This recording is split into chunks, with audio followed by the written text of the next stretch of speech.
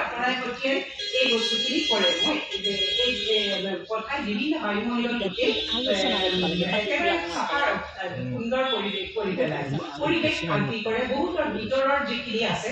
আৰু এই আহুতিবিলাক যিবিলাক প্ৰতিটো আহুতিৰে কামবিলাক বেলেগ বেলেগ প্ৰতিটো বছৰ কৈছে বছৰো বেলেগ বেলেগ বেলেগ আজি ক'বলৈ সময় নহ'ব। আৰু তাৰপিছতে যজ্ঞৰ যিবিলাক আহুতিবিলাকৰ এটা সুন্দৰ যেতিয়া তাত আহুতি আপোনাৰ বিভিন্ন ধৰণৰ কৈছে তাত কৰ্পূৰ দিয়াই হয়। কৰ্পূৰটোৱে এইবিলাক পৰিৱেশ শুদ্ধিকৰণৰ কাৰণে কৰ্পূৰ লাগে।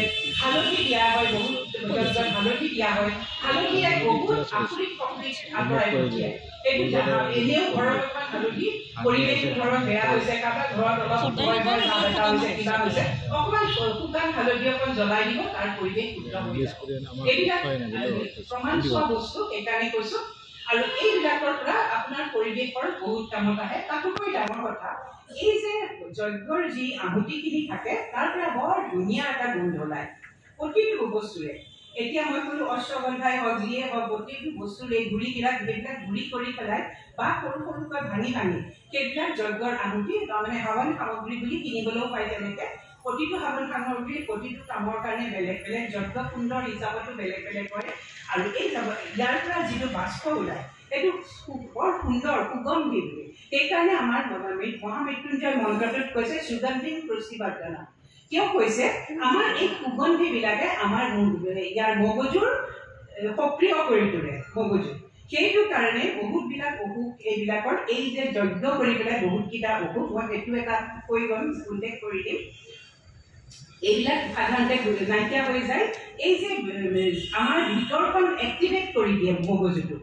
আৰু তাৰ লগতে আছে আপোনাৰ যজ্ঞ কুণ্ডবিলাক যে বেলেগ বেলেগ হয় তাৰ পৰা আপোনাৰ যিটো গেছীয় ভাৱ ওলাব প্ৰত্যেকটোতে আপোনাৰ ঘিউ দি বাকী হাৱন সামগ্ৰীখিনি দি পেলাই যিটো ওলাই বাষ্প যিটো গেছীয় পদাৰ্থ ওলাব সেইটোৰ পৰা এটা দিশত বিভিন্ন বেলেগ বেলেগ দিশত প্ৰতিটোৰ পৰা বেলেগ দিশ আৰু বেলেগ কম্পনত যায়গৈ সেইখিনি বস্তু। আৰু কিয় হয় আমাৰ সাধাৰণতে এই ব্ৰহ্মাণ্ডখনত আমাৰ দুটা বস্তুৰ ওপৰত দুটা মূল উৎস দুটা। এটা হৈছে তাপ শব্দ।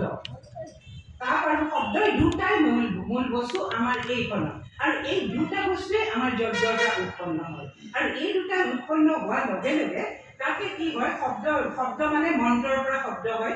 আৰু মন্ত্ৰৰ শব্দ যজ্ঞৰ যিটো ধোঁৱা আৰু তাৰ লগত এইকেইটা আৰু তাৰ লগত ঘিউ এই বস্তুখিনি যেতিয়া একেলগে হয় মই কৈছোঁ এটা তৰংগ মন্ত্ৰটোৰ পৰা তৰংগ হয়। আৰু এই গোটেইখিনি গোট খাই পেলাই এটা ইলেক্ট্ৰমেগনেটিক এটা ৱেভৰ সৃষ্টি কৰে।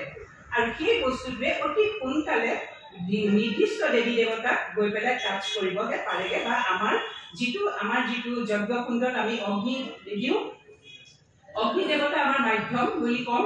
অগ্নি দেৱতাই আমাৰ নিৰ্দিষ্ট দেৱী দেৱতাক আমাৰ আবেদন নিবেদনবিলাক জনায়গে। মই অতি সহজ ভাষাতে কৈ গৈছোঁ আমাৰ যিবিলাক আবেদন নিবেদন থাকে সেইবিলাক অগ্নি দেৱতাই আমাৰ বিভিন্ন দেৱী দেৱতাক জনায়গে। যিজনক কৰোঁ আমি যিজনৰ আজি এতিয়া ৰুদ্ৰযজ্ঞ হৈছে মহাদেৱৰ কাৰণে যিখিনি ভবা হৈছে সেইমতে আমাৰ এইটো মন্ত্ৰৰ লগে লগে আহুতিৰ লগে লগে কিমান আহুতি দিছোঁ সেইমতে সেইটো যাব। আৰু যিটো ইলেক্ট্ৰমেগনেটিক ৱেভৰ সৃষ্টি হয় যজ্ঞৰ গোটেই বস্তুখিনি গোট খাই অতি সোনকালে আমাৰ এই যে পায়গে। এইটো কেনেকৈ পায়গে সেইটো এটা বৰ ডাঙৰ কথা। এইটো কেনেকৈ পায় কেনেকৈ যেতিয়া যজ্ঞ শুদ্ধিকৰণ আছে। এইবিলাক বহুত ঠাইত হৈছে মই এতিয়া উল্লেখ কৰিব নোৱাৰোঁ ক'ত ক'ত থাকি পেলাই কেনেকুৱা হৈছিলে।